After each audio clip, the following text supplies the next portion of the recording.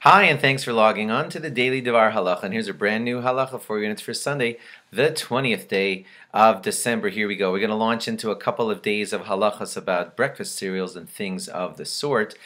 So here we go. First of all, I want you to know some of the general rules as far as making brachas on cereals. Wherever possible, if there's a complicated cereal like Crispix that you know that you eat often, well then go check with the rabbi exactly what he says, your rabbi says that you should make a bracha on a cereal like that, because you don't want to get the bracha wrong every morning, morning after morning. It would be terrible. So please be certain that certainly if there's an unusual cereal that you eat often, that you go check with the rabbi and say, I always have Crispix. What bracha should I make when eating Crispix or something like that?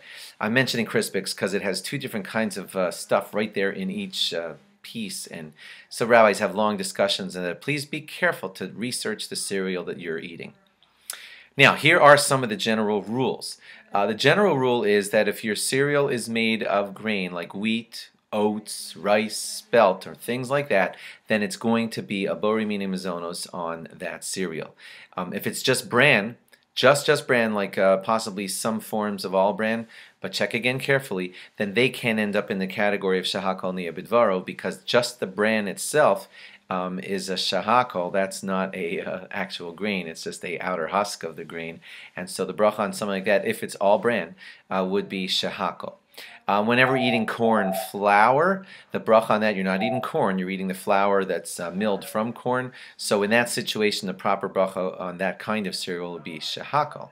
If you're eating real pieces of corn in your cereal, then of course the bracha on that would be borei pri hadama. But when eating things like cornflakes, you can't even know whether they made it from powdered corn meal, and they made it into flake forms, or they're real pieces of corn that were pounded into flakes. You'd have to check and find out how that cereal was processed before knowing the proper bracha to make. But if it is real pieces of corn that were just smashed, and there's still a piece of corn though, then the bracha would be borei pri hadama. If grain was added to a cereal, if it was added to flavor it, to give it taste, then the bracha would be borei mini mazonos. But if the grain was just added to kind of bind it together, then the bracha would be shahakol niya bidvaro.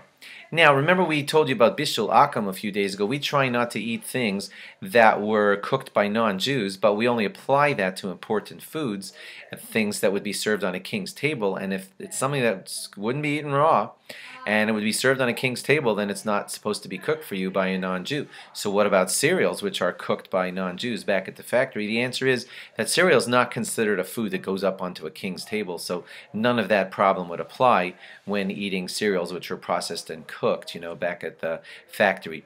The milk in your cereal, the milk in the bowl of the cereal, doesn't need a bracha. It's usually considered nullified to the main Cheerios or whatever that's in the bowl. Even the milk that you sip at the end of the bowl, that's still considered leftovers from your Cheerios, and it doesn't require a bracha. But if you sometimes pour in extra milk into that bowl at the end and sip out of that bowl, that's going to need its own shahakol bracha, because you added milk and you're drinking.